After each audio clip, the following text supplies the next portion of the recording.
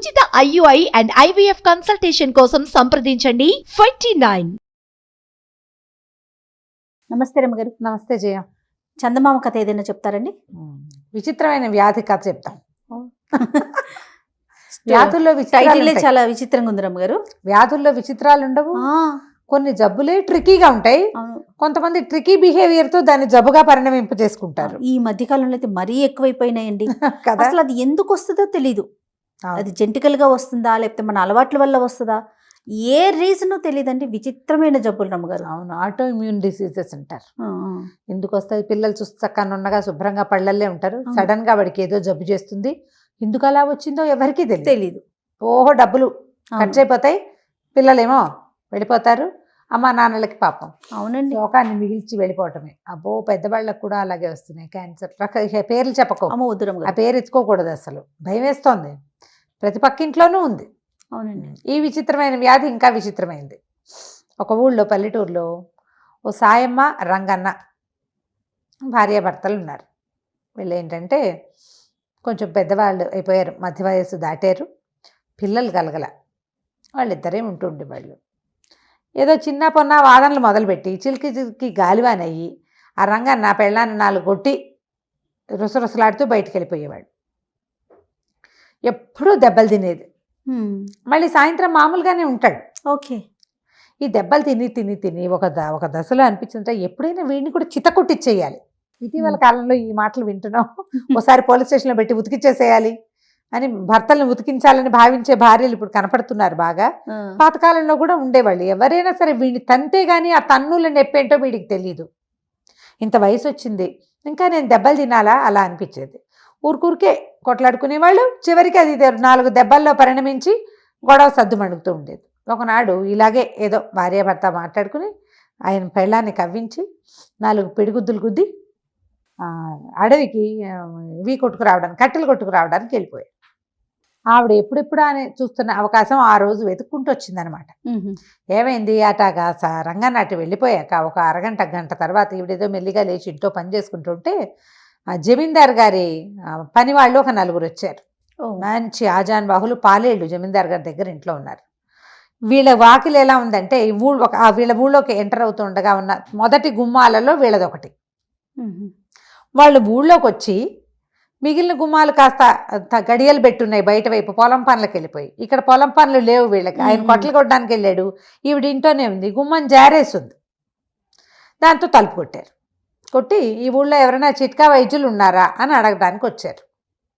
ఏమిటంటే జమీందార్ గారి అమ్మాయికి ఏదో విచిత్రమైన వ్యాధి వచ్చింది. ఆ వ్యాధికి గుణం కనపట్టాల ఎంతమంది వైద్యులు వచ్చినా. అందుకని ఏదైనా చిట్కా వైద్యం ఫలిస్తుందని ప్రతి ఊరికి 4 సైనికులను చొప్పున పంపారు. ఒక 4 ఆజాను బాహువులు, మంచి పుస్తీలు గిస్తీలు, బ్రహ్మాండంగా మీసాలు, వాళ్ళు దుడ్డుకర్రలు, మనుషులు జమాజట్టిల్లాగా ఉన్న వాళ్ళని చూసేసరికల్లా ఈవిడికి ఉత్సాహం వచ్చింది. లేకేం బాబు, చక్కగా వెతుక్కుంటూ మా ఇంటికి వచ్చారు. మా ఆయనే బ్రహ్మాండ వైద్యుడు, మామూలు వైద్యుడు కాదు, ఘనాపాటి అనుకోండి. అసలు మొన్న మీరు నమ్మరు, మా పూజారి గవరయ్య గారి అబ్బాయి గుడిగోపురం నుంచి పడ్డాడు, కాలు మెలికబడిపోయి బిడ్డ నేల గరుచుకుపోయాడు. మా ఆయన ఏదో ఇంత తైలం ఎక్కడి నుంచి తెచ్చాడో పట్టించి రుద్దితే పిల్లాడు చూస్తూ ఉండగా కోతి పిల్లలే ఒక్క ఎగిరి లంఘించి ఎక్కేశాడు గోపురానికి మళ్ళీను. అట్లాంటి వాడు. అసలు చిట్కా వైద్యం అంటే మా ఆయన తర్వాతే ఇంకెవరైనా వీళ్ళ దగ్గర దొరికించడానికి చేసిందనమాట. వాళ్ళు ఏమన్నారు, ఏడమ్మా ఎక్కడున్నాడు అనేసరికల్లా కట్టెలు కొట్టుకు రావడానికి వెళ్ళాడు బాబు అని అన్నాక నాలిక కొరుక్కుంది. వైద్యుడు అని చెప్తూ ఏమని చెప్పాలి, మందులు మూలికలకు అని చెప్పాలి. చెప్పేసింది కదా.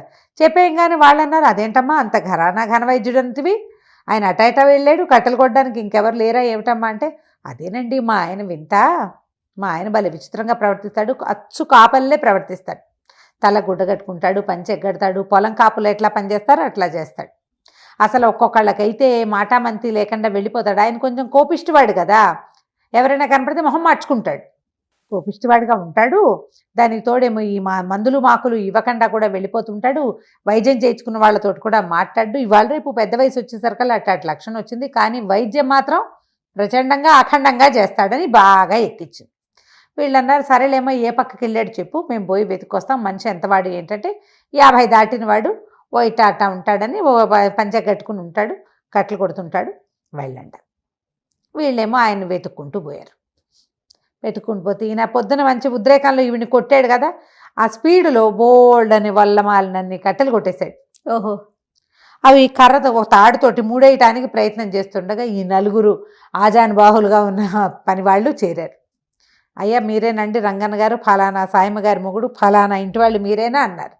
నేను అవునో కాదో చెప్పాలంటే ముందు మీకు ఏం పని మీద వచ్చారో మీరు చెప్పండి అంటే, మీ దగ్గర వైద్యం చేయించుకోవడానికి వచ్చామండి అన్నాడు. వైద్యుడిని అయితే నేను కాదు, సాయమ్మ మొగుడిని అయితే నేనేనన్నాడు. అనేసరికల్లా ఆవిడ ముందే ఇచ్చిందిగా హింటు, నేను వైద్యుడిని కానంటాడని. వైద్యం చేయనంటాడు కానీ చేస్తాడు అని. బాబు అట్లా కాదండి, జమీందార్ గారు అమ్మాయికి చాలా జబ్బు చేసింది, మీరు వచ్చి మీ చిట్కా వైద్యంతో పిల్లని రక్షించాలి, జమీందార్ గారు చాలా కష్టపడుతున్నాడు, బోళ్ళంత డబ్బిస్తారు, ఎంతమందో వైద్యులను చూసాం, పిల్లకి గుణం కనపడలేదు అనేసరికల్లా ఈయన ఏమనుకున్నాడు, సరే ఫోన్లే అదేంటో వెళ్ళి చూసొస్తే సరిపోతుంది కదా, ఏమైతే అదైందని మరి మోపు ఎత్తుకోండి అంటే వాళ్ళు నలుగురు చిన్న చిన్న మోపులు చేసి తలా ఒక మోపు ఎత్తుకొచ్చారు. 4 మోపులు ఇంటి దగ్గర పారేసి ఆ నలుగురు పెద్ద మనుషులతో కలిసి ఈ సాయి రంగన్న గారు పోయాడు. వెళ్ళేసరికల్లా జమీందార్ గారు చేతులు నలుపుకుంటూ తిరుగుతున్నాడు అటు ఇటు. మా పిల్లకి అస్సలు బాగలేదు, మాట పడిపోయింది ఉన్నట్టుంది. ఎంత వైద్యం చేసినా మాటే రాలా, పిల్లకి మిడిగుడ్లు పడ్డాయి, అట్లా చూస్తూ ఉంటుంది, నోటి నుంచి మాట రావట్లేదు, మీరే ఏదైనా చెయ్యాలన్నాడు. ఈయన ఏం చేశాడు, కాస్త ఆలోచించి శరీర తాలూకు నిర్మాణము, ఆ జబ్బులు, వాటిని గురించి ఒక స్పీచ్ ఇచ్చాడు గంభీరంగా ఇస్తే ఈయన ఆశ్చర్యపోయాడు. చూస్తే మనిషి బాగున్నాడు, 50 ఏళ్ళు దాటాడంటే ఏదో పిచ్చి వేషాలు వేయడు, మంచివాడే అయి ఉంటాడు. కాకపోతే ఈయన ఇచ్చిన స్పీచ్లో కొన్ని తేడాలు ఉన్నాయి. అదేమిటంటే చిన్నప్పటి నుంచి నేను విన్నాను గుండె ఎడం పక్కన ఉందని నాకు తెలుసు, మీరు ఏదో కుడి పక్కన ఉందని చెప్తున్నారు ఏమిటండి అన్నాడు. అనగానే ఈయన సర్దుకుని ఏమన్నాడంటే, ఇది వరకు అటే ఉండేదండి, కాలక్రమాన ఈ మనుషులు ఎగురులు దూకుళ్ళు ఎక్కువ ఎడం పక్కకి జరిగిపోయింది, మరి మీ పిల్లని చూపించండి అన్నాడు. ఆ పిల్లని చూపించేసరికల్లా లోపలికి వెళ్తే ఆ పిల్ల చక్కగా అందంగా చిలకలాగా ఉంది, అదే పనిగా చూస్తుంటే ఏం చెప్పినా ఏమిటి అదేం మాట్లాడదే, నవ్విచ్చినా నవ్వు మాటలు మాట్లాడినా మాట్లాడాల. ఈయన అన్నాడు, ఓ పని చేయండి, మరి వైద్యం సంగతి నేను చూస్తాలేండి, చక్కగా అన్నం ఉండలు చేసి మజ్జిగలో ముంచి తినిపించండి, అన్నపు ఉండలు మజ్జిగలో ముంచి తినిపించండి, చిలకలకు పెట్టే ఆహారం అదే, చిలకలకు కనుక అట్టాటి తిండి పెడితే శుభ్రంగా మింగేసి చక్కగా మాట్లాడి చిలకలాగా మాట్లాడుతుంది మీ అమ్మాయి కూడా, మజ్జిగానం పెట్టండి, అదే వైద్యం అన్నాడు. రోజు పెడుతూనే ఉన్నామండి అన్నారు వీళ్ళు. మీరు ఎట్టా పెడుతున్నారు అంటే, ఏముంది అన్నం పిసికేసి మజ్జిగ పోసి పలచగా చేసి పెడుతున్నాం. కాదు, నేనేం చెప్పాను, అన్నం ఉండలు చేసి మజ్జిగలో ముంచి పెట్టమన్నాను, ఇలా పెట్టండి గుణం కనపడుతుంది, వెళ్ళొస్తానన్నాడు. రాజుగారికి ఈయన పర్సనాలిటీ మీద, ఈయన మాట్లాడిన మాట మీద, ఈయన కంటి మీద గురి బాగా కుదిరింది. చాలా సంతోషించి ఓ 1000 వరహాలు చేతిలో పెట్టాడు. మీరు చెప్పినట్టే చేస్తాం, కాస్త అప్పుడప్పుడు వచ్చి అమ్మాయిని చూస్తూ ఉండండి గుణం కనపడేదాకా.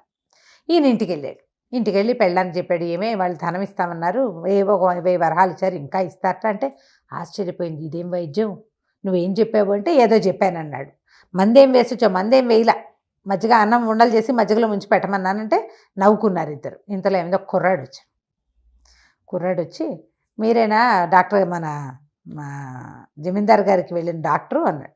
అవును, నేనే జమీందార్ దగ్గరికి వెళ్ళాను, పిల్లకి మాట మంతి లేదు, చక్కగా ఉంది, చూపులకి చిలకలాగా, మాటల చిలకతనం లేదు దానికి అన్నాడు. అనేసరికల్లా కుర్రాడు అన్నాడు, మీ వల్ల ఏం కాదండి, మీరు ఏ మంది వేసినా ఆ అమ్మాయి మాట్లాడదు, ఎందుకంటే అమ్మాయి నేను ప్రేమించుకున్నాం, వాళ్ళ నాన్న ఇంకో పెళ్లి కుదిర్చాడు.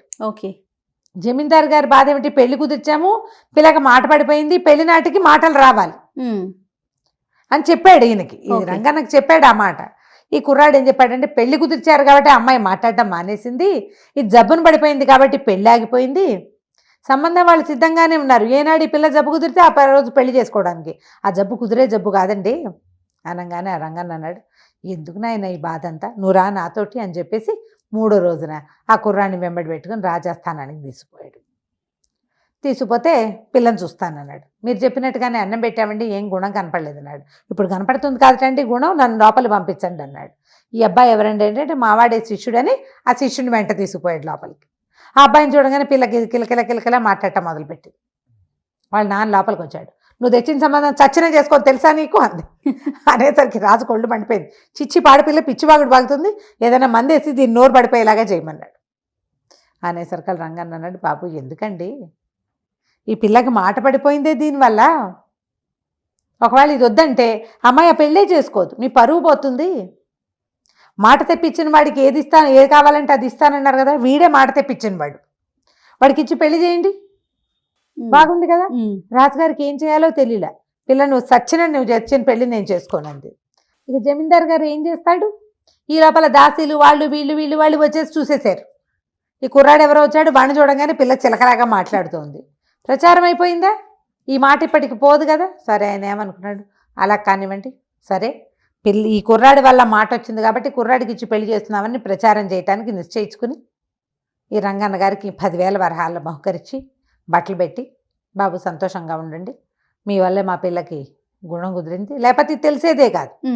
సరే ఆయన ఇంటికి వెళ్ళిపోయాడు, పెళ్ళాన్ని చూపించాడు, చూడవే ఎంత డబ్బులు వచ్చినాయని. ఆవిడ ఏమందంటే, నువ్వు నన్ను కొట్టడం వల్ల నిన్ను తన్నించడానికి నేను ఏర్పాటు చేశాను, చివరికి ఇది డబ్బు సంపాదన మార్గంగా వచ్చింది, అమ్మాయి గారి విచిత్రమైన వ్యాధి మనకి ఇది వచ్చింది, నువ్వు నీ వ్యాధి కూడా తగ్గించుకో.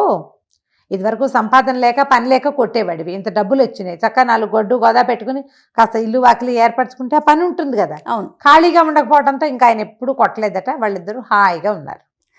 కథ కంచుకి మనం ఇంటికి. చాలా బాగుందండి. నమస్తే. నమస్తే.